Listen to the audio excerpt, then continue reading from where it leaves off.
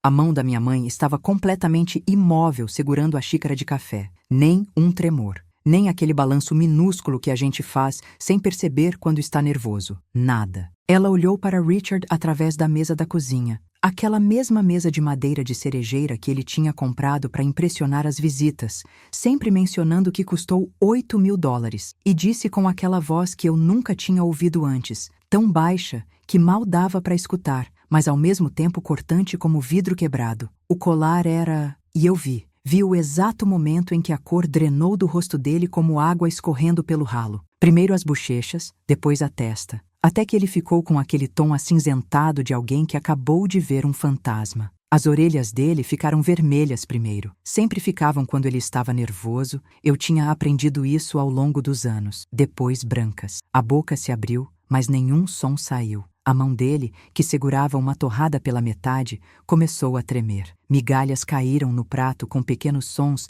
que pareciam altos demais no silêncio pesado da cozinha. E foi nesse momento que eu soube. Ele tinha feito algo imperdoável, algo que nem todas as desculpas do mundo, nem todo o charme manipulador que ele usava tão bem, poderia consertar. Mas eu deveria começar do começo, porque essa história não é só sobre um colar. É sobre como eu aprendi que, às vezes, as pessoas que deveriam nos proteger são as que mais nos machucam. É sobre anos de pequenas crueldades se acumulando até se tornarem algo impossível de ignorar. E sobre como minha mãe, a mulher que eu achava que era fraca, que deixava tudo acontecer, que escolhia a paz a qualquer custo, estava guardando algo que nenhum de nós imaginava, uma força que estava apenas esperando o momento certo para emergir. Meu nome é Julia Hawthorne. Tenho 32 anos, trabalho como arquiteta em Seattle, ou trabalhava. Agora estou em Houston, mas chegaremos lá. E até 3 semanas atrás, eu tinha certeza de que conhecia minha família. Que entendia as dinâmicas, os segredos não ditos, as alianças silenciosas que se formam quando pessoas vivem juntas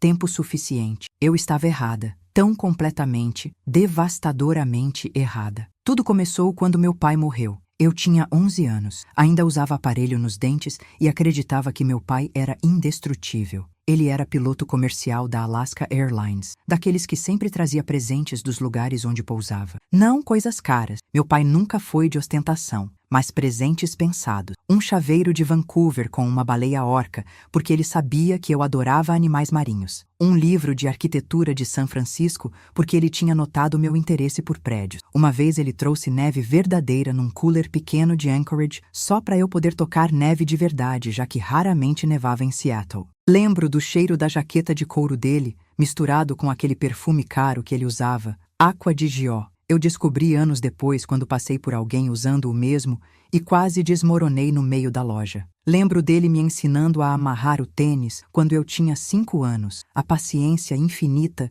enquanto eu tentava e falhava, tentava e falhava. Lembro dele me explicando como nuvens se formam durante um voo que fizemos juntos pro Arizona para visitar minha avó. Ele apontava pela janela e descrevia cada tipo, cúmulos, estratos, cirros, com aquele entusiasmo genuíno de quem realmente amava o céu. Ele sempre prometia que quando eu crescesse, ia me levar em todos os voos dele. "Você vai ver o mundo comigo, Júlia", ele dizia, bagunçando meu cabelo. "Vamos voar juntos." Ele morreu numa quinta-feira, dia 14 de dezembro, às 23h47. Eu sei porque depois eu fiquei obcecada com os detalhes, como se saber exatamente quando tivesse acontecido pudesse de alguma forma fazer sentido de tudo. Ele estava voltando do aeroporto depois de um voo de Los Angeles. Chuva, estrada molhada, aquela chuva de Seattle que não é pesada, mas é persistente, que torna tudo escorregadio e perigoso. Um motorista bêbado do outro lado da pista, um homem de 47 anos que depois descobrimos tinha 3 DUIs anteriores, cruzou a linha divisória. 3 segundos, foi o que o relatório da polícia disse. 3 segundos entre meu pai estar vivo, planejando o café da manhã de panquecas que sempre fazia nos finais de semana, e estar morto. Minha vida inteira mudou naqueles 3 segundos. Minha mãe ficou destruída. Financeiramente, emocionalmente, espiritualmente, de todos os jeitos possíveis que uma pessoa pode ser quebrada. Eles tinham sido casados por 15 anos, juntos desde o colegial. Ela sempre dizia que meu pai era sua alma gêmea, aquela pessoa única que todo mundo espera encontrar, mas poucos conseguem. O seguro de vida do papai cobriu as dívidas, a hipoteca, o carro, os cartões de crédito. E sobrou alguma coisa, mas não muito. Talvez $40.000 depois de tudo pago. Ela guardou esse dinheiro numa conta separada, intocável, dizendo que era para minha faculdade. Ela trabalhava como secretária num escritório de contabilidade, ganhando $38.000 por ano. Um salário que mal pagava o aluguel do nosso apartamento de 2 quartos, quanto mais comida, roupas, contas. Eu lembro de noites em que ela chorava no banheiro, achando que eu não escutava, mas eu escutava. Cada soluço atravessava as paredes finas. Lembro de aprender a fazer macarrão com queijo, sanduíches de pasta de amendoim, qualquer coisa simples, porque ela chegava tarde demais e cansada demais para cozinhar. Lembro de uma noite específica, eu tinha 12 anos, quando acordei às 2 da manhã e a encontrei sentada no escuro da sala, olhando para a foto do casamento deles. Ela não estava chorando, o que de alguma forma era pior. Só olhava, com aquela expressão vazia de quem não sabe mais como seguir em frente. Mãe, eu tinha sussurrado. Ela olhou para mim e tentou sorrir. Vai dormir, querida. Está tudo bem. Mas nada estava bem. E nós duas sabíamos disso. Foi aí que Richard apareceu. Eu tinha 13 anos quando minha mãe o conheceu numa festa de Natal do escritório. Ela quase não ia. Estava sempre cansada, sempre triste, mas a chefe dela insistiu. Carol, você precisa sair um pouco, conhecer gente, tentar viver de novo. Então ela foi. Comprou um vestido preto simples na Target, se maquiou pela primeira vez em meses e foi. Richard Castellano era contador sênior, um dos sócios da firma. Tinha 43 anos, cabelo grisalho perfeitamente penteado, sempre cheirava a colônia cara e ambição. Era divorciado havia 5 anos e tinha 2 filhos do primeiro casamento, Marcos, 16, e Brandon, 14. Ele dirigia um Mercedes C-Class prateado. Ele mencionou a classe do carro na primeira conversa, eu lembro, e usava ternos que custavam mais que o aluguel mensal da gente. Lembro do primeiro jantar. Foi 3 semanas depois da festa de Natal. Ele levou minha mãe e eu num restaurante italiano chique chamado Il Terrazzo Carmine, daqueles com luz baixa, velas em cada mesa e garçons que dobravam os guardanapos em formato de cisne. Havia um pianista tocando suavemente no canto. O cardápio não tinha preços, o que sempre significa que é caro demais. Richard pediu uma garrafa de Chianti que custava $120. Eu vi quando o garçom mostrou a garrafa. E fez piadas sobre o trabalho, perguntou sobre minha escola. Parecia genuinamente interessado, inclinando-se para a frente quando eu falava, fazendo perguntas de acompanhamento. Sua mãe me contou que você gosta de desenhar, ele disse, limpando a boca com o guardanapo de linho branco. Que tipo de coisa você desenha? Casas, principalmente. Eu respondi baixinho, ainda desconfortável com aquele homem estranho, com o ambiente elegante, com o fato de que minha mãe estava rindo de novo. Prédios, plantas de casas. Gosto de imaginar como os espaços se conectam. Uma arquiteta em formação. Ele sorriu. E foi um sorriso agradável, caloroso. Isso é impressionante, Júlia. Muito impressionante para alguém tão jovem. Você já pensou em qual faculdade quer fazer? Eu não tinha. Mal conseguíamos pensar no próximo mês, quanto mais em faculdade. University of Washington tem um programa excelente, ele continuou. Eu poderia fazer algumas ligações, se você quiser. Conhecer as pessoas certas às vezes abre portas. Minha mãe brilhou. Aquele sorriso que eu não via há 2 anos finalmente voltou, iluminando o rosto dela de uma forma que me fez perceber o quanto ela tinha estado apagada. E eu pensei, talvez isso seja bom. Talvez a gente precise disso. Talvez ela precise de alguém para ajudar a carregar o peso. Eles casaram 6 meses depois, numa manhã de sábado de junho. Foi uma cerimônia pequena no cartório do centro, seguida de almoço num restaurante próximo com apenas 15 pessoas. Eu usei um vestido azul marinho que minha mãe comprou numa liquidação na Nordstrom Rack. Ainda tinha a etiqueta de preço quando chegamos em casa. $29,99. Marcos e Brandon estavam lá, entediados, vestindo ternos que pareciam desconfortáveis, mexendo nos celulares sempre que ninguém estava olhando diretamente. A mãe deles não apareceu, obviamente. O divórcio tinha sido feio, minha mãe tinha mencionado, mas Richard nunca entrava em detalhes. O pai de Richard estava lá, um homem alto e sério de 70 e poucos anos, que mal falou comigo, além de um prazer em conhecer você, formal. Ele tinha aqueles olhos que avaliavam, que te mediam, e encontravam algo faltando. No começo, foi genuinamente bom, melhor do que bom. Nós nos mudamos para a casa dele 2 semanas depois do casamento, uma construção de 2 andares num bairro chamado Laurelhurst, com quintal gramado onde esquilos corriam toda manhã e garagem para 2 carros, onde o Mercedes ficava ao lado do Honda velho da minha mãe. Eu ganhei meu próprio quarto no 2º andar, maior que a sala do nosso apartamento anterior, com uma janela enorme que dava para o quintal e uma escrivaninha de verdade onde eu podia desenhar. Richard pagava minhas aulas de natação na piscina coberta do clube local, comprava material escolar de marca sem reclamar, nada de cadernos de $1, mas Moleskines e canetas Pilot. Aparecia nas apresentações da escola com a câmera cara dele, tirando fotos, aplaudindo alto quando eu recebia uma menção honrosa num concurso de desenho. Minha mãe parou de chorar à noite. Eu checava. Velhos hábitos não morrem. Mas o banheiro ficava silencioso agora. Ela começou a usar maquiagem de novo,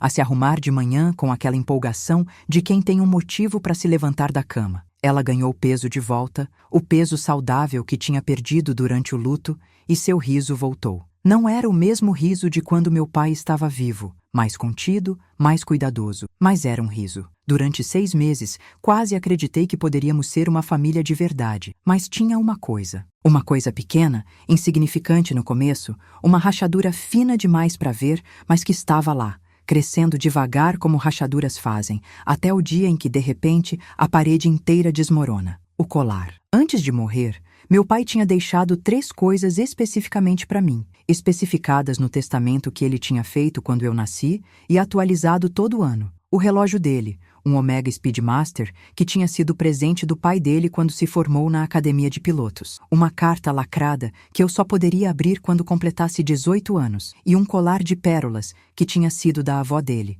minha bisavó Eleanor Hawthorne. Não era um colar qualquer. Eram 120 pérolas Akoya japonesas, importadas de Kobe em 1952, perfeitamente uniformes, cada uma com precisamente 8 milímetros de diâmetro, num degradê que ia do branco cremoso ao rosa pálido mais delicado que você já viu. O fecho era de ouro branco 18 quilates, com pequenos diamantes, 7 no total, cada um com 15 pontos. Meu pai tinha colocado tudo num cofre de banco no Washington Federal, conta número 347, com instruções específicas e legalmente vinculantes. O relógio seria meu aos 16 anos, a carta aos 18 e o colar quando eu me casasse ou completasse 25 anos, o que viesse primeiro. Minha mãe tinha guardado os documentos do cofre numa pasta azul de couro na gaveta superior da cômoda dela, ao lado das joias simples que ela usava e das fotos antigas. Eu sabia porque ela tinha me mostrado quando eu tinha 12 anos, 6 meses depois da morte do papai, numa tarde chuvosa quando parecia importante estabelecer que ele tinha deixado algo para mim. Seu pai queria que você tivesse coisas dele, ela tinha dito,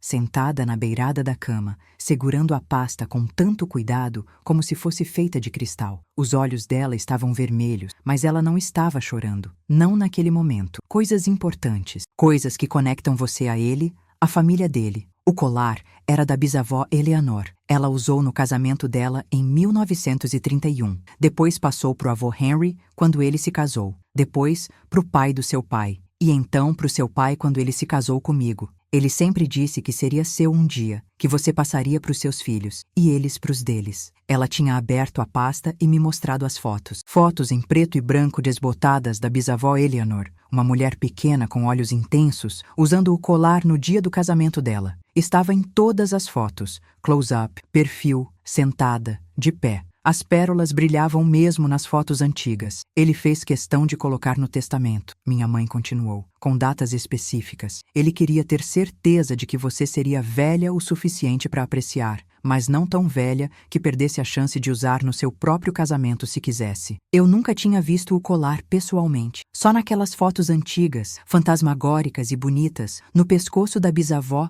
que tinha morrido antes de eu nascer. Mas saber que ele existia, que meu pai tinha pensado em mim com tanto detalhe, tinha planejado meu futuro mesmo sabendo que talvez não estivesse lá para ver, era reconfortante. Era como se uma parte dele ainda estivesse comigo, cuidando de mim através do tempo. Quando minha mãe casou com Richard, 13 meses depois do funeral, ela transferiu o cofre do banco para o nome dela e dele como cotitulares. É procedimento padrão, ela explicou quando mencionou casualmente durante o jantar uma noite. Em caso de emergência, se algo acontecer comigo, ele precisa ter acesso para poder te dar as coisas do seu pai. É só uma precaução legal. Eu tinha 15 anos. Não entendi completamente o que isso significava, as implicações legais de adicionar o nome de outra pessoa numa conta. Só acenei e continuei comendo meu macarrão. Os primeiros sinais de problema apareceram tão sutilmente que foram fáceis de ignorar. Acontece assim, né? O abuso raramente começa com violência óbvia. Começa com comentários, pequenas crueldades embrulhadas em preocupação ou honestidade. Richard começou a fazer observações sobre dinheiro, sobre quanto eu custava. Nunca na frente da minha mãe. Ele era inteligente demais para isso, sempre quando estávamos sozinhos. Você sabe quanto custa um aparelho ortodôntico, Julia? Ele perguntou um dia no carro, me levando de volta do dentista depois de eu ter colocado o aparelho. Era outono, folhas amarelas e vermelhas cobrindo as ruas. $7.300. 7.300 só para você ter dentes bonitos para fotos de formatura. Eu estava olhando pela janela, sentindo o gosto metálico novo na minha boca, a sensação estranha dos brackets contra meus lábios. Eu não pedi, eu murmurei, confusa sobre por que ele estava me dizendo aquilo. Não, mas sua mãe insistiu. Ela sempre insiste quando se trata de você. E eu pago. Eu sempre pago. Ele disse isso de forma casual, olhos na estrada, como se estivesse comentando sobre o clima. Mas havia algo embaixo, algo afiado. Ou quando eu ganhei uma bolsa parcial para um curso de verão de arquitetura na University of Washington quando tinha 17. Bolsa parcial não significa de graça, Julia. Significa que eu ainda tenho que desembolsar $3.000. Você entende isso? 3.000 que eu poderia estar colocando na faculdade dos meus filhos. Meus filhos, não nossos filhos, não a família, os filhos dele. Marcos e Brandon tinham suas próprias reclamações sobre mim, a intrusa que tinha invadido a casa do pai deles. Mas na frente do Richard, eles eram diferentes. Marcos ganhou um Honda Civic 2009, usado mas bem cuidado quando fez 18, com apenas 42.000 quilômetros. Foi uma surpresa, embrulhado com um laço vermelho gigante na entrada da garagem no aniversário dele. Brandon ganhou um computador gamer customizado de $4.000 no Natal quando tinha 16, com placa de vídeo topo de linha e 3 monitores. Quando eu mencionei casualmente durante o jantar que meu laptop estava ficando lento, que tinha 5 anos e mal aguentava rodar os programas de design que eu precisava para a escola, Richard suspirou alto e disse: "Vamos ver o que conseguimos encontrar no Black Friday. Sempre tem promoções boas se você souber onde procurar." Eu nunca ganhei um laptop novo. Continuei usando o velho até ele finalmente morrer completamente no 2º ano de faculdade. E então, comprei um recondicionado com o dinheiro que ganhei trabalhando meio período numa cafeteria. Aos poucos, eu comecei a me sentir como uma visitante na casa. Uma intrusa temporária que estava tomando recursos que pertenciam aos filhos de verdade dele. Eu comia menos nas refeições, recusava segundas porções mesmo quando estava com fome. Usava roupas até estarem gastas demais para consertar. Nunca pedia nada, a não ser que fosse absolutamente necessário. E Richard notava. Ele sempre notava. Ele dava aquele sorriso pequeno, satisfeito, como se minha contenção confirmasse algo que ele já sabia, que eu não pertencia ali, não realmente, e que eu sabia disso também. Mas o pior, o verdadeiro começo da rachadura, que eventualmente partiria tudo ao meio, aconteceu quando eu tinha 19 anos, no verão entre meu 1º e 2º ano na University of Washington. Eu estava em casa durante as férias, trabalhando meio período numa loja de material de construção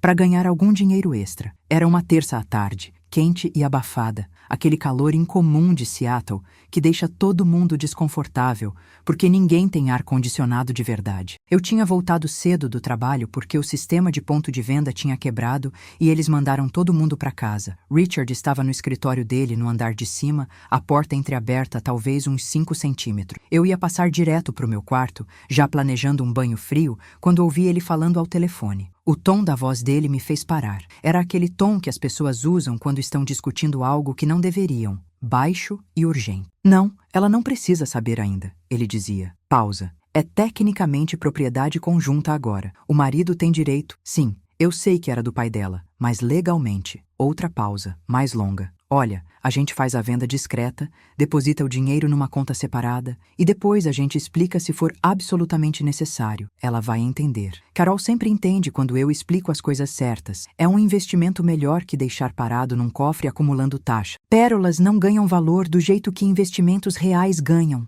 Meu estômago afundou tão rápido que senti náusea. Eu sabia sobre o que ele estava falando. Sabia no meu âmago, com aquela certeza instintiva que não precisa de confirmação. O colar. Ele estava planejando vender o colar da minha bisavó. Eu deveria ter confrontado ele naquele momento. Deveria ter arrombado a porta, exigido saber o que ele estava planejando, ligado para minha mãe no trabalho. Mas eu tinha 19 anos, insegura, financeiramente dependente dele para a mensalidade da faculdade, aterrorizada de causar problemas que poderiam explodir minha vida cuidadosamente equilibrada. E havia uma parte de mim, uma parte pequena, mas persistente, que sussurrava: e se você entendeu errado? E se ele está falando de outra coisa? Então, eu fiquei quieta. Guardei aquela conversa como uma pedra pesada no estômago e esperei, observando, me sentindo culpada e assustada e incapaz de agir. Semanas passaram. Meses. Eu terminei o semestre de verão, voltei para casa no Natal.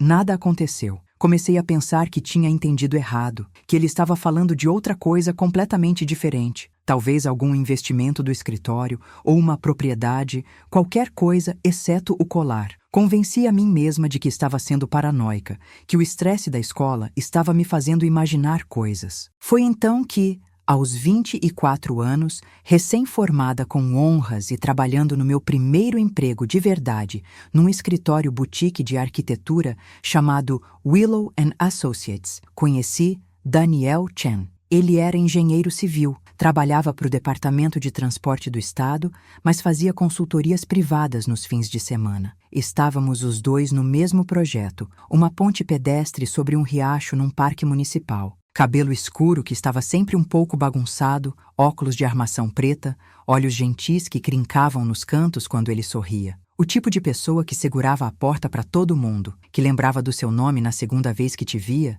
que trazia donuts para a equipe toda sexta, porque todo mundo merece algo doce para terminar a semana. Começamos a namorar em março, depois de 3 meses de almoços casuais, que ambos sabíamos que não eram casuais. Em outubro, num domingo tarde dourado no Discovery Park, com o sol se pondo sobre Puget Sound, pintando o céu de laranja e rosa impossíveis, ele se ajoelhou no cobertor do nosso piquenique e tirou uma caixinha de veludo azul do bolso. Julia Hawthorne, ele disse, e sua voz estava tremendo um pouco, o que me fez amar ele ainda mais. Eu sei que a gente só está junto há 7 meses, e eu sei que algumas pessoas vão dizer que é rápido demais, mas quando você sabe, você sabe. Você me faz querer ser melhor, você me faz rir, você entende como eu penso, e eu não quero passar outro dia sem saber que você vai ser minha parceira em tudo. Casa comigo? Eu comecei a chorar antes que meu cérebro processasse completamente as palavras. Sim. Eu soluçava. Sim, sim, sim. O anel era simples, uma esmeralda oval pequena cercada de diamantes minúsculos no estilo Art Deco, antigo. Era da minha avó, Daniel explicou enquanto colocava no meu dedo. Ela deixou para mim especificamente. Disse para esperar pela pessoa certa. E você é a pessoa certa. Eu liguei para minha mãe no caminho de volta do parque, chorando de felicidade, mal conseguindo formar frases coerentes. Daniel estava dirigindo, sorrindo tão largo que parecia que seu rosto ia quebrar, apertando minha mão sempre que parava num sinal. Ele pediu minha mão, mãe. Daniel me pediu em casamento. Ela gritou do outro lado da linha, aquela felicidade genuína e descomplicada que só mães têm. Meu Deus, querida, oh meu Deus, eu estou tão feliz. Quando? Como? Conta tudo, todos os detalhes. Então eu contei. O piquenique, o pôr do sol, as palavras dele, o anel da avó. Ela fez todos os sons certos, fez todas as perguntas certas, e por um momento era como se fôssemos só nós duas de novo, antes de Richard, antes de tudo ter ficado complicado. Depois que contei cada detalhe 2 vezes, ela ficou quieta por um segundo. Eu podia ouvir ela respirando, podia imaginar ela sentada no sofá da sala, talvez com uma xícara de chá esfriando na mesa de centro. Então, ela disse, a voz ficando suave e um pouco trêmula. Então, isso significa que chegou a hora do colar. Meu coração pulou de um jeito diferente agora. O colar. Eu tinha 25 anos agora, tinha completado em julho. Segundo os termos específicos que meu pai tinha deixado no testamento, o colar era oficialmente, legalmente meu. A gente vai no banco semana que vem, minha mãe disse. E havia algo na voz dela, algo que eu não conseguia identificar. Nervosismo? Antecipação? Eu e você. Vamos buscar junta. Vai ser especial, trazer algo do seu pai para o seu casamento. Marcamos para a terça seguinte, 10 da manhã. Mas na segunda à noite ela ligou. Dor de cabeça terrível, ela disse. Enxaqueca. Mal conseguia abrir os olhos. Poderíamos remarcar para sexta? Sexta chegou. 2 horas antes de eu sair do trabalho para encontrar ela. Outro telefonema. Reunião de emergência no escritório que ela não podia perder. O Richard tinha um cliente importante chegando de surpresa e ela era a única que sabia onde estavam certos documentos. Que tal segunda? Segunda, ela tinha consulta no dentista que tinha esquecido completamente. Estou ficando velha. Ela riu, mas soou forçado, me esquecendo de tudo. 3 cancelamentos em 2 semanas, cada um com uma desculpa perfeitamente razoável, cada um deixando aquela pedra no meu estômago crescendo um pouco mais. Mãe, tá tudo bem? Eu perguntei na 4ª vez, mantendo minha voz leve, casual. A gente pode ir literalmente qualquer hora. Eu tenho flexibilidade no trabalho. Posso sair no almoço, ou de manhã cedo, ou fim de tarde. O que funcionar para você? Eu sei, querida, eu sei. Ela soava cansada, mais que cansada, exausta. É que tem sido tão corrido ultimamente, trabalho está uma loucura. E Richard tem esses clientes novos, e a casa precisa de algumas reformas, e eu só preciso respirar um pouco. Logo a gente vai, prometo. É uma promessa de verdade. Mas 2 semanas viraram 3, 3 viraram 4. Eu estava começando a planejar o casamento ativamente agora, marcado para setembro do ano seguinte, o que nos dava 11 meses. Tinha encontrado o vestido, um aline simples de crepe com decote em V, não muito ornamentado, clássico. Queria ver o colar, saber como ele ficaria, como as pérolas pegariam a luz contra o tecido branco do vestido. Queria segurar nas mãos a mesma coisa que meu pai tinha segurado, que ele tinha tocado pensando em mim. Foi Daniel, sempre prático e razoável, quem finalmente sugeriu: por que você não vai sozinha no banco? Você é a beneficiária designada. Eles devem deixar você pelo menos ver, confirmar que está tudo lá. Não precisa tirar nada se você quer esperar sua mãe para esse momento, mas pelo menos você fica tranquila. Fazia sentido, perfeito sentido. Então eu fui. Numa terça de manhã de fevereiro, com o céu de Seattle fazendo aquela coisa típica de parecer que vai chover, mas nunca realmente chove, pedi a manhã livre no trabalho, disse que tinha consulta médica e dirigi até o Washington Federal Bank no centro. Era um prédio antigo, construído em 1924, segundo a placa na frente, com piso de mármore italiano e aquelas janelas altas com vidro que distorce um pouco. Havia uma atmosfera solene de lugares onde dinheiro sério, dinheiro de gerações, é guardado e protegido. Eu estava nervosa, suando um pouco apesar do frio. Continua na próxima parte devido ao limite de caracteres. Eu gostaria de acessar o cofre 347. Eu disse para a atendente na mesa de serviços de cofres, uma mulher de 50 e poucos anos com cabelo grisalho cortado num bob elegante e óculos pendurados numa corrente de pérolas ao redor do pescoço. O nome no crachá dizia Sharon. Ela digitou no computador, clicou algumas vezes, franziu a testa. Você é Julia Hawthorne. Sou a beneficiária. Meu pai, Thomas Hawthorne, deixou itens especificamente para mim no testamento. Minha mãe, Carol Castellano, é co-titular do cofre. Mais digitação. A testa franzida ficou mais profunda, criando linhas entre as sobrancelhas. Ela parou de digitar e olhou para mim, então de volta para a tela, então para mim de novo. Me dá um momento, por favor. Ela desapareceu numa sala nos fundos, deixando-me sentada numa cadeira de couro que chiava toda vez que eu me mexia. Eu contei os ladrilhos no chão, 32 até a parede oposta. Tentei não pensar no porquê isso estava demorando tanto. 5 minutos depois, eu cronometrei no meu telefone. Ela voltou com um homem mais jovem, talvez 35 anos, vestindo terno cinza carvão com gravata azul marinho. O crachá dele dizia Martin Reeves, gerente de contas pessoais. Hawthorne, ele disse com aquele tom profissional cuidadoso que pessoas usam quando estão prestes a entregar notícias ruins. Há quanto tempo você não verifica o conteúdo do seu cofre? Meu estômago afundou. Eu nunca verifiquei pessoalmente. Meu pai morreu quando eu tinha 11, mas minha mãe sempre soube o que tinha lá. Ela me mostrou a documentação. Entendo. Ele trocou um olhar com Sharon que eu não consegui interpretar completamente, mas que me fez querer vomitar. O cofre 347 foi acessado pela última vez há 17 meses, em setembro do ano retrasado, pela sua mãe, Carol Castellano, e pelo Sr. Richard Castellano. 17 meses, setembro do ano retrasado. Eu estava no segundo ano trabalhando no escritório. Eu ainda nem conhecia Daniel. E minha voz saiu estranha, apertada, como se minha garganta estivesse muito pequena. O que tem lá? Martin Reeves ajustou a gravata, claramente desconfortável. E o conteúdo foi removido na íntegra naquela data. Ambos os titulares autorizados assinaram os documentos de retirada. O cofre está vazio atualmente. Na verdade, foi cancelado completamente 6 meses depois por falta de pagamento das taxas anuais. O mundo inteiro se inclinou. Não. Eu me inclinei, cambaleei e agarrei na beira do balcão de mármore, sentindo ele frio e sólido sob minhas palmas. Vazio?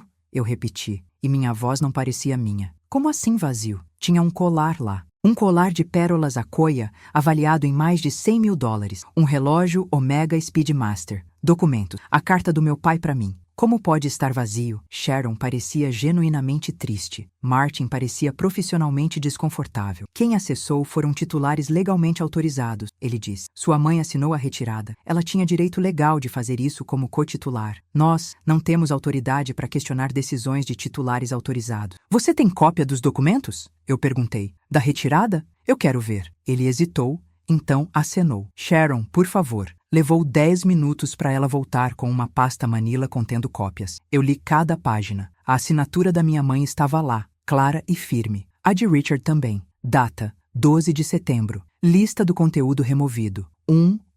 Colar de pérolas com estojo. 1. Relógio de pulso masculino. 1. Envelope lacrado. Documentos variados. Não havia indicação de para onde tinham ido. Só removido do cofre. Eu dirigi para a casa da minha mãe num transe, mãos no volante, olhos na estrada, mas não processando realmente nada. Eram 2 da tarde de uma terça. Richard estaria no escritório, no trabalho. Ela estaria em casa. Era o dia off dela. O carro dela estava na entrada. Um Honda CR-V prata, que Richard tinha comprado para ela 3 anos atrás, porque é seguro e confiável. Estacionei atrás dele. Caminhei até a porta. Minhas pernas pareciam feitas de algo que não era carne. Madeira, talvez, ou pedra. Toquei a campainha. Esperei. Ouvi passos, a fechadura sendo destravada. Quando ela abriu a porta e viu minha cara, fosse lá o que minha cara estava mostrando, o rosto dela se desfez. Literalmente se desfez. Todas as linhas caindo, os olhos se arregalando, a boca se abrindo. Júlia, ela sussurrou. Onde está? Eu perguntei. Minha voz estava calma. Eu estava surpresa, distantemente surpresa com o quão absolutamente calma eu estava. Gelada, controlada. Onde está o colar? Ela fechou os olhos, as lágrimas já começando a escorrer. Entra. Sentamos na sala, a mesma sala onde eu tinha assistido Reading Rainbow quando tinha 6 anos, onde tinha montado casas de Lego, onde tinha chorado no colo dela depois do funeral do meu pai. O sofá era novo, cinza carvão com almofadas decorativas que combinavam com as cortinas. Tudo coordenado, tudo bonito. Ela torceu as mãos no colo por um longo minuto antes de conseguir falar. Eu esperei. Eu tinha tempo. Todo o tempo do mundo. Richard precisava de dinheiro. Ela finalmente começou, e eu senti algo gelado e pesado se instalar no meu peito como um tumor. A empresa dele estava tendo problemas sérios. Ele ia perder tudo. A casa, as economias, a reputação. Ele tinha feito alguns investimentos ruins, confiado nas pessoas erradas, e ele disse que a gente podia pegar emprestado contra o colar, usar como garantia num empréstimo bridge, temporariamente, só até as coisas se estabilizarem. Mas você não pegou emprestado, pegou? Eu disse, ainda com aquela calma mortal que estava começando a me assustar. Você vendeu, vocês venderam. As lágrimas desciam agora em fluxo constante pelo rosto dela, estragando a maquiagem cuidadosamente aplicada. Eu não sabia que ele ia vender. Júlia, você tem que acreditar em mim. Eu assinei os papéis porque ele disse que era só para mostrar para o banco, para conseguir aprovação para um empréstimo contra o valor. Quando descobri que ele tinha realmente vendido para um leiloeiro particular, já era tarde demais. O dinheiro já tinha sido depositado, usado, gasto. Não havia como desfazer. Usado em quê? Cada palavra saía cristalina, precisa. Ela não respondeu. Só olhou para as próprias mãos, vermelhas de tanto torcer. Em que, mãe? Eu repeti. e agora minha voz estava subindo apesar da calma. Ele usou a herança do meu pai morto em quê? Ele pagou as dívidas da empresa, ela sussurrou, tão baixo que mal conseguia ouvir. Acertou tudo com os credores e ela parou. E o quê? E comprou um carro para os meninos, Marcus e Brandon, um Audi Q5. Eles precisavam de um carro confiável para a faculdade. Os dois estavam indo para Washington State. Ia ser uma viagem longa toda semana. E o Honda deles estava começando a dar problemas e Richard disse... Ela engasgou num soluço. Ele disse que era um investimento na segurança deles. $95 mil. O leiloeiro particular em Nova York tinha pagado $95 mil pelo colar da minha bisavó, segundo a documentação que eu tinha visto. E Richard tinha usado para salvar a empresa falida dele, a empresa que só estava falida porque ele tinha sido ganancioso e estúpido, e comprar um SUV de luxo alemão para os filhos dele. Enquanto eu trabalhava 2 empregos durante a faculdade, um na cafeteria de manhã, outro na biblioteca à noite, para pagar meus livros, meu material, qualquer coisa além da mensalidade básica. Enquanto eu usava roupas de brechó e comia ramen instantâneo no jantar 4 noites por semana para economizar dinheiro. Você deixou ele fazer isso, eu disse. E não era uma pergunta, era uma afirmação de fato, fria e clara. Você deixou ele vender a única coisa que meu pai me deixou, a única coisa física, tangível, que eu tinha dele. Algo que passou por 4 gerações, que deveria passar para meus filhos um dia. Você deixou ele vender isso para comprar um carro para os filhos do homem que passa os últimos 8 anos me fazendo sentir que sou um fardo, uma obrigação inconveniente. Júlia, eu sinto muito, eu sinto tanto. Ela estava soluçando agora, mãos cobrindo o rosto. Eu não sabia que ele ia vender de verdade. Eu pensei, ele me prometeu que era temporário, que ia recomprar. Ele prometeu, você sabia. Eu me levantei, pernas trêmulas, mas funcionais. Talvez não soubesse todos os detalhes, mas você sabia exatamente que tipo de pessoa ele era. Você via como ele me tratava, os comentários, a forma como ele sempre fazia questão de lembrar o quanto eu custava, como Marcus e Brandon eram os filhos de verdade dele. Você via tudo isso e escolheu não ver. Escolheu ele, a estabilidade financeira, a casa bonita, não ter que se preocupar com contas e me sacrificou no processo. Não foi assim. Ela protestou fracamente, mas ambas sabíamos que era exatamente assim. Eu saí da casa naquele dia e jurei para mim mesma que nunca voltaria. E durante meses, cumpri essa promessa. Daniel me segurou enquanto eu chorava por 3 dias seguidos. Ele ofereceu pagar um advogado, processar Richard por conversão ilícita de bens por alguma coisa. Mas legalmente, como o gerente do banco tinha explicado, minha mãe tinha direito de fazer aquilo. Ela era co-titular. Tinha assinado a documentação, tinha seguido todos os procedimentos legais. Não havia nada que eu pudesse fazer juridicamente. Mas moralmente, Daniel disse, segurando meu rosto entre as mãos, forçando-me a olhar nos olhos dele. Moralmente, ele é um ladrão. Ele sabia exatamente o que aquele colar significava, e ele não se importou. O casamento continuou planejado. Minha mãe me ligava todos os dias, às vezes 2 ou 3 vezes. Deixava mensagens chorosas no correio de voz. Mandava textos longos, parágrafos e parágrafos pedindo perdão, explicando, justificando. Eu não respondia nenhuma. Bloqueei o número dela depois de 2 semanas porque ver o nome dela aparecer na tela fazia meu estômago revirar. Eu não queria que ela estivesse no meu casamento. Não queria vê-la, falar com ela, fingir que estava tudo bem quando claramente nada estava bem. Não queria ela me vendo usar um colar alugado, porque era isso que eu ia ter que fazer, alugar um colar de pérolas falso de algum lugar. Porque o que deveria estar ali por direito tinha sido vendido para comprar um carro esportivo. Foi Daniel, sempre razoável e gentil, quem eventualmente disse: "Baby, ela é sua mãe. Ela cometeu um erro terrível, um erro imperdoável, mas ela é sua mãe. Você só tem uma. E eu sei que você está machucada e com raiva, e você tem todo o direito de estar, mas você vai se arrepender se ela não estiver lá. Daqui a 20 anos, quando você olhar as fotos, você vai se lembrar não da raiva, mas que ela estava faltando. E isso vai doer de um jeito diferente. Levou mais 2 semanas para eu ceder. Mandei um texto curto. Você pode vir ao casamento, mas não traga Richard. E a gente não vai conversar sobre o colar. Nunca mais. A resposta dela veio em segundos. Obrigada. Eu te amo tanto. Vou estar lá. Prometo fazer valer a pena. O casamento foi em setembro, numa vinícola chamada Chateau Saint-Michel, em Woodinville, a meia hora de Seattle.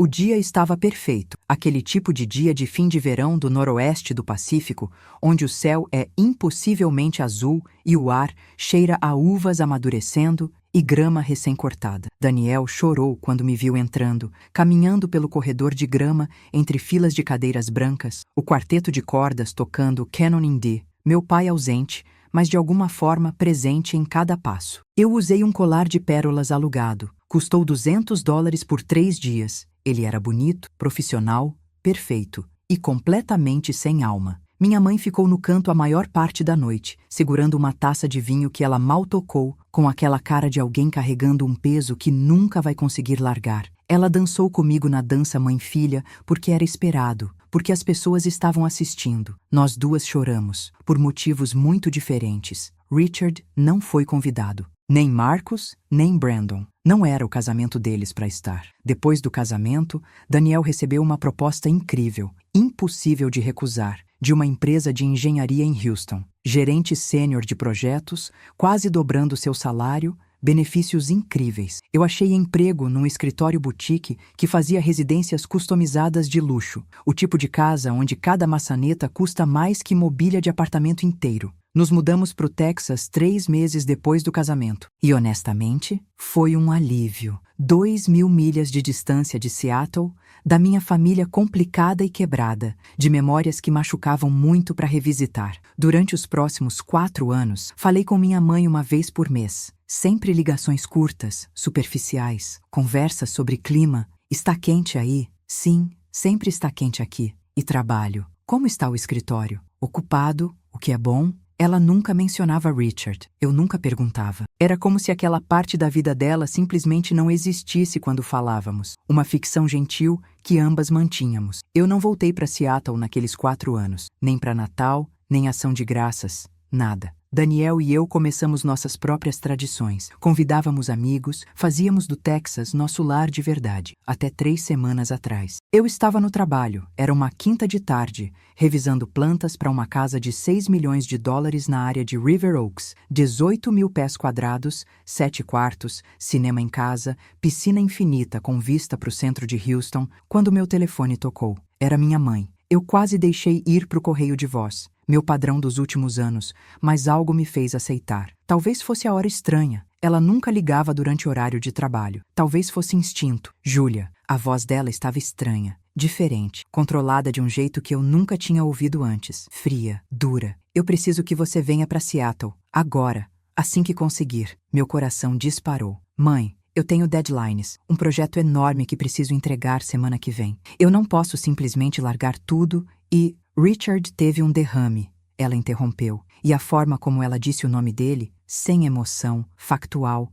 me fez parar. Ele está no hospital, ele vai sobreviver, não é isso. Mas eu descobri algo sobre o colar, algo que você precisa saber. Cada músculo do meu corpo tensionou. Que algo? Não por telefone, ela disse firmemente. Isso precisa ser pessoal. Por favor, Júlia. Eu sei que você me odeia. Eu sei que fui terrível, covarde, uma mãe horrível que escolheu um homem em vez da própria filha. Eu sei tudo isso e mereço, mas preciso que você esteja aqui para isso, só mais uma vez. E se depois você nunca mais quiser falar comigo, vou entender. Mas por favor, só mais uma vez. Havia algo na voz dela, algo que não era desespero exatamente, mas determinação, propósito. Tá. Eu disse finalmente. Eu vou ver quando consigo voo. Voei para Seattle 2 dias depois, num sábado de manhã. Daniel não pôde vir. Estava no meio de um projeto crítico. Inspeção na segunda. Não podia deixar o time. Mas me fez prometer que ligaria todo dia. Que não deixaria minha mãe me manipular de volta para algo horrível. Se você precisar de mim,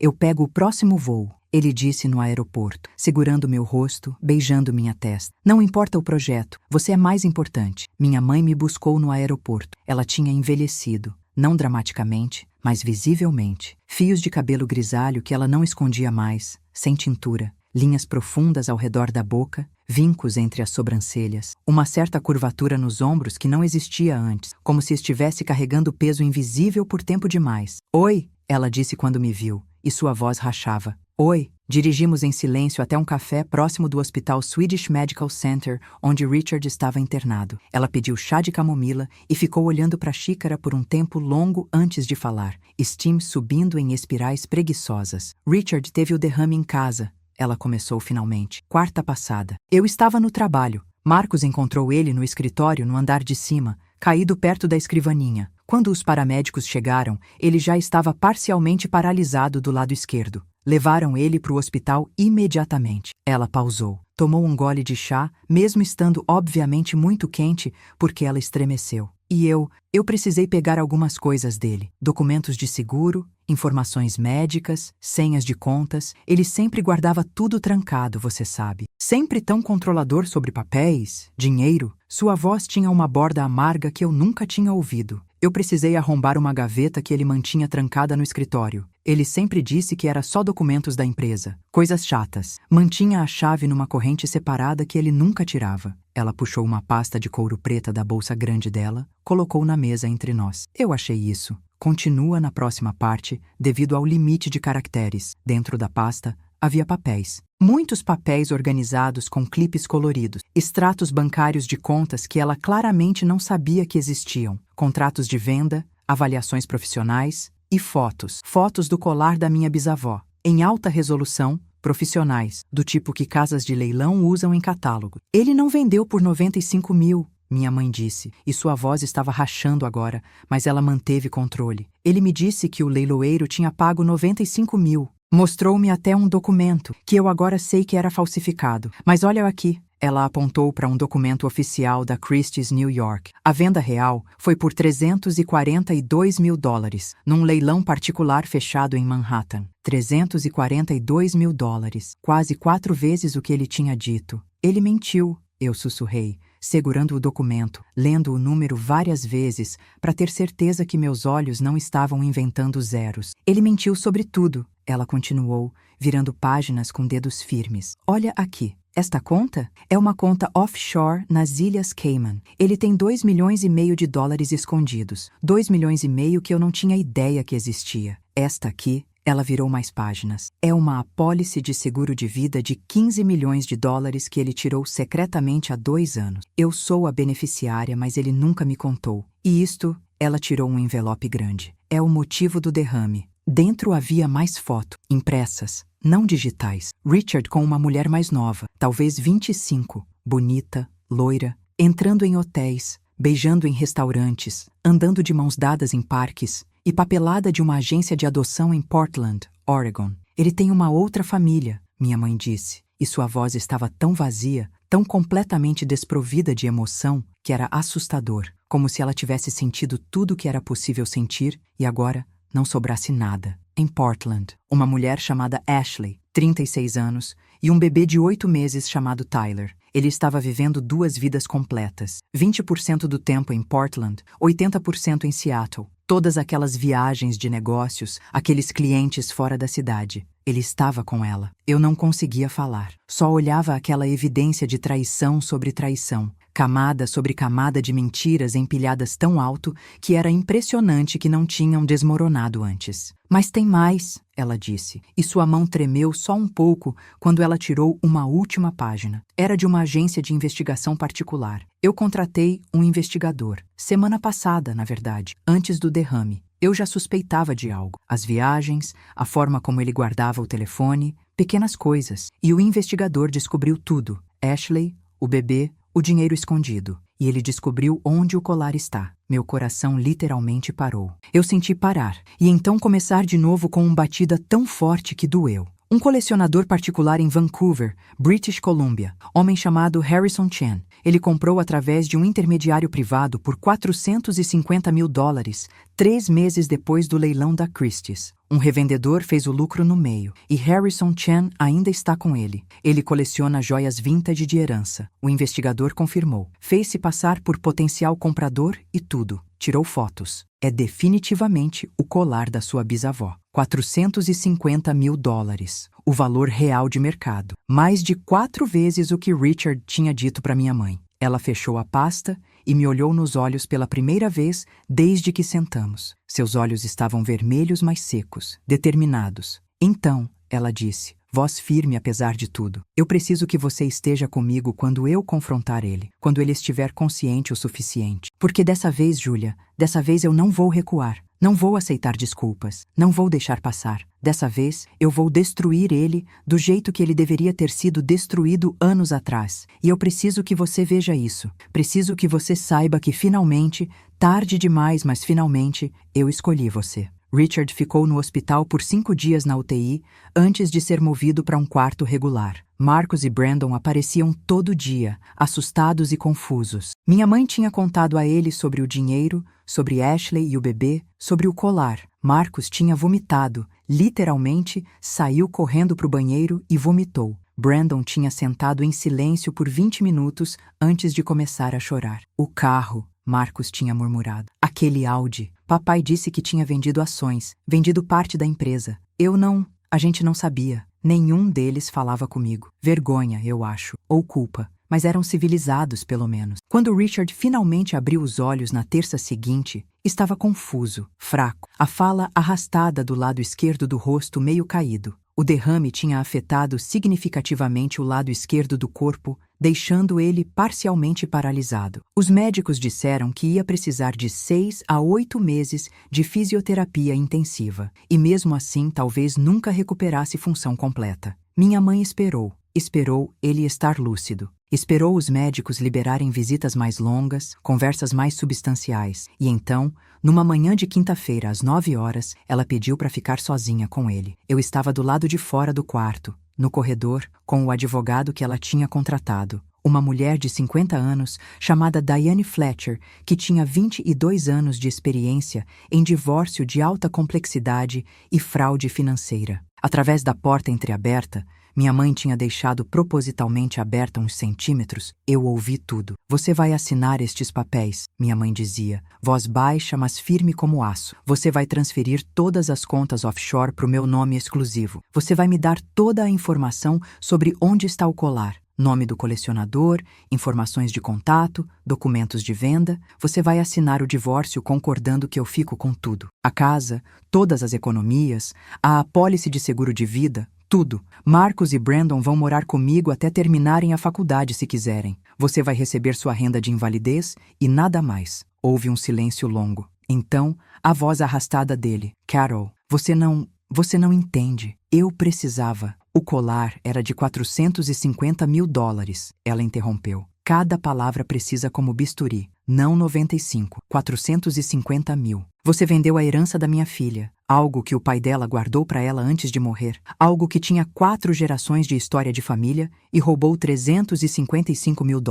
Para quê? Para manter uma amante de 25 anos e um filho secreto em Portland? Para encher contas offshore? Silêncio novamente. E a empresa? Ela continuou. Eu verifiquei. A empresa nunca esteve em perigo. Você inventou aquela crise toda. Os investimentos ruins, os credores, tudo mentira. A empresa estava bem. Está bem. Você só queria o dinheiro. Carol, por favor, se você não assinar, ela disse. E agora havia algo frio e aterrorizante na voz dela. Eu vou para a polícia. Fraude, peculato, se conseguirmos provar que você usou o dinheiro da empresa de forma imprópria. Bigamia se você se casou com Ashley também. O investigador está checando isso agora. Vou destruir sua reputação, sua carreira, cada pedaço da vida meticulosamente construída que você fez. Vou garantir que Marcus e Brandon saibam exatamente, em detalhes gráficos, que tipo de pessoa é o pai deles. E vou brigar pela custódia de Tyler. Vou garantir que aquele bebê não cresça, pensando que homens como você são normais. Você não faria isso, ele conseguiu dizer, mas a voz estava fraca, incerta. Tente me testar, ela respondeu imediatamente. Por favor, Richard, tente e veja. Eu tenho esperado 8 anos para fazer isso. Dê-me uma desculpa. E foi então que a advogada Diane entrou, saltos clicando no chão de linóleo, carregando uma pasta de couro com documentos. Eu a segui, finalmente entrando no quarto pela primeira vez. Richard me viu, e algo passou pelo rosto dele. Medo. Vergonha genuína, talvez. Levou 2 horas e 17 minutos. 2 horas de Richard tentando argumentar, negociar, fazer promessas. Diane derrubando cada argumento com precedente legal. Minha mãe sentada imóvel como estátua, nunca vacilando, nunca cedendo 1 centímetro. Finalmente, Ele cedeu. Assinou cada documento com mão tremendo tanto que as assinaturas mal eram legíveis. Transferência das contas offshore. Divórcio com ela, ficando com todos os ativos conjugais. Acordo para fornecer informações sobre o colar. Quando terminamos e saímos do hospital, o sol estava se pondo sobre Seattle, pintando o céu de laranja e rosa. Minha mãe parou no meio do estacionamento, olhou para mim e, pela primeira vez em 8 anos, desde antes de Richard, desde quando era só nós duas contra o mundo, ela sorriu. Um sorriso de verdade, sem tristeza, sem peso, sem desculpas. Vamos buscar seu colar de volta, ela disse. O colecionador em Vancouver era um homem de 63 anos chamado Harrison Chen, dono de uma cadeia de 5 joalherias de luxo chamada Chen and Daughters, espalhadas pela British Columbia. Quando minha mãe ligou no domingo e explicou a situação, cuidadosamente, sem acusações, apenas fatos, oferecendo comprar o colar de volta, ele ficou surpreendentemente receptivo. Eu paguei $450 mil, ele disse, voz gentil, mas firme. E tem valor sentimental para mim agora. Minha esposa Jennifer adora. Ela usa em eventos especiais. Eu pago 600 mil. Minha mãe respondeu sem hesitar. 600 mil,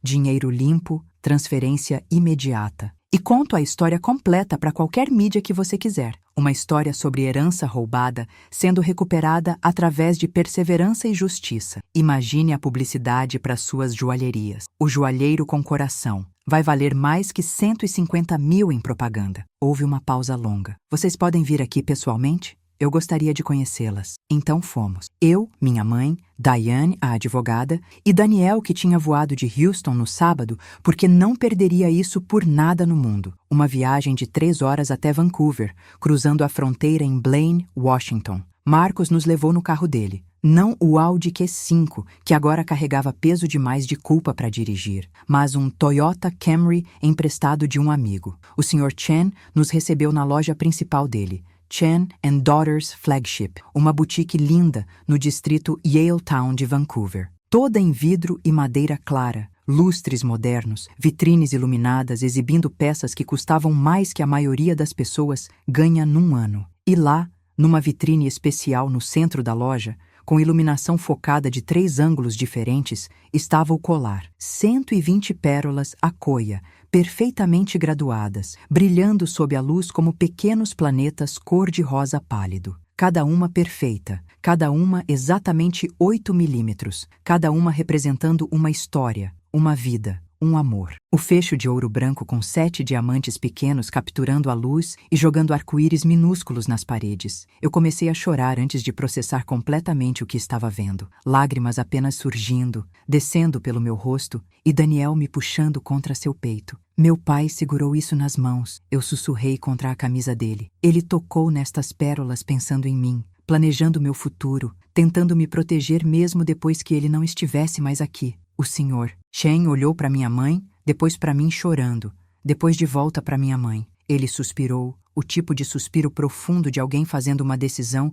que vai contra interesse financeiro, mas a favor de algo mais importante. 450 mil, ele disse finalmente. O preço que eu paguei. Vocês não precisam pagar 600, não com essa história, não depois de tudo que vocês passaram. Isso precisa voltar para onde pertence. Minha mãe pegou a mão dele com as 2 mãos dela. Obrigada. Deus te abençoe. Obrigada. A transação levou 1 semana para ser processada completamente. Transferências internacionais, verificações, papelada. Mas 2 semanas depois, eu estava de volta em Houston, na sala de estar da minha casa, com Daniel ao meu lado, segurando minha mão, e minha mãe na videochamada no laptop, quando a entrega finalmente chegou. FedEx Prioritário Internacional, segurado por $1 milhão, rastreamento constante, assinatura requerida. Abri a caixa exterior, depois outra caixa dentro, depois uma bolsa de veludo azul marinho com cordão dourado, depois um estojo de couro gravado com Hawthorne Family Heirloom, Established 1931. E lá estava, mais pesado que eu imaginava, frio contra minha pele, cada pérola perfeita, sem defeitos, brilhando com aquele lustre impossível que só pérolas genuínas Akoya tem. Coloquei no pescoço com mãos tremendo tanto que Daniel teve que ajudar com o fecho. Me olhei no espelho grande da sala e vi minha bisavó Eleanor, que eu conhecia só por fotos. Vi meu avô Henry, que morreu antes de eu nascer. Vi meu pai segurando esse colar imaginando o dia em que eu o usaria. Fica lindo em você, minha mãe disse da tela do laptop, lágrimas escorrendo pelo rosto. Exatamente como seu pai imaginou. Ele ficaria tão orgulhoso, Julia. Tão incrivelmente orgulhoso. E pela primeira vez em 8 anos, eu acreditei nela. Richard teve alta do hospital 6 semanas depois do derrame. Mudou-se para um apartamento pequeno de um quarto em Northgate, um bairro longe de onde costumava morar, pago com a renda de invalidez que mal cobria aluguel e despesas básicas. O divórcio foi finalizado em tempo recorde, quando um dos lados não contesta e assina tudo. Procede rápido. Minha mãe ficou com a casa, que ela vendeu por $1.200.000. Mercado imobiliário de Seattle é insano. Ela se aposentou cedo, aos 57, com o dinheiro das contas offshore de Richard, os proveitos da casa e uma sensação de liberdade que ela disse que não sentia desde antes do primeiro casamento. Ela se mudou para Houston 3 meses depois. Comprou um condomínio de 2 quartos a 15 minutos, de onde eu e Daniel vivemos. Almoçamos juntas toda semana. Lentamente, pedaço por pedaço, reconstruímos algo que se parece com um relacionamento saudável entre mãe e filha. Marcos e Brandon ficaram com ela até se formarem. Eles me ligaram separadamente, pedindo desculpas por anos de tratamento ruim, por serem cúmplices silenciosos. A gente não sabia, Marcos disse, voz rachada. A gente realmente não sabia o nível de tudo. E mesmo que não soubéssemos os detalhes, a gente sabia que ele não tratava você direito. E a gente não fez nada. Isso é culpa nossa também. Não somos próximos. Provavelmente nunca seremos. Mas é civilizado agora. Respeitoso. Real. Quanto a Ashley em Portland e o bebê Tyler, ela processou Richard por pensão alimentícia. O juiz determinou $123 por mês, tudo que a renda de invalidez limitada dele permite, depois de pagar aluguel e necessidades básicas. Ela não aceitou bem. Esperava milhões, presumindo que Richard era rico como ele tinha dado a entender. Descobrir que ele estava falido foi um choque. O karma, às vezes, é matematicamente preciso. E eu uso o colar em ocasiões especiais. Aniversário de casamento. Natal. Meu 31º aniversário quando Daniel organizou uma festa surpresa. Não uso no dia a dia porque é valioso demais, pesado demais, importante demais. Mas sempre que coloco, sempre que sinto o peso familiar das pérolas contra minha clavícula, o fecho de ouro branco frio contra minha nuca, eu sinto meu pai comigo. Sinto que ele não me deixou sozinha, que ele tentou, mesmo depois de morto, cuidar de mim da única forma que podia. Que amor verdadeiro planeja, persiste, sobrevive. Richard me enviou uma carta há 6 meses, 3 páginas escritas à mão, a caligrafia tremida e irregular do lado afetado pelo derrame, pedindo desculpas, explicando que ele tinha entrado em pânico, que a empresa realmente tinha tido pequenos problemas que ele exagerou na cabeça, que Ashley foi um erro que se transformou em algo que ele não soube como desfazer, que ele nunca quis me machucar, que ele sabia que não merecia perdão, mas estava pedindo assim mesmo. Eu não respondi. Coloquei a carta numa gaveta e não pensei mais nela, porque não tinha nada a dizer. Nenhuma palavra dele mudaria o que ele fez. Nenhuma desculpa devolveria os 8 anos onde me senti invisível. Menos que um fardo. Nenhuma explicação justificaria vender a herança do meu pai morto para comprar um carro. Algumas ações são grandes demais para serem perdoadas. E está tudo bem. Perdão não é obrigatório para seguir em frente. Mas tem algo que aprendi com tudo isso. Algo que mudou fundamentalmente como vejo o mundo. Objetos não são só objetos. Aquele colar não vale $450.000 para mim. Não vale nem os 600 mil que minha mãe ofereceu. Vale toda a história que carrega. Vale cada decisão que meu pai fez para garantir que eu tivesse algo dele. Algo tangível que dissesse, você foi amada completamente, sem condições, sem reservas. Vale cada lágrima que minha mãe derramou quando percebeu o que tinha permitido que acontecesse. Vale cada passo que ela deu para consertar o que parecia irreparável. Alguns erros são grandes demais para serem completamente apagados. Cicatrizes permanecem. Confiança, uma vez quebrada, nunca fica exatamente igual quando remendada. Mas erros podem ser enfrentados, podem ser remediados. Às vezes, com muito trabalho e determinação e disposição de fazer coisas difíceis, podem até ser parcialmente consertados. E às vezes, as pessoas que você acha que são fracas, que você subestimou por anos, surpreendem você completamente. Minha mãe passou 8 anos sob o controle de um homem manipulador que lentamente a convenceu de que ela precisava dele,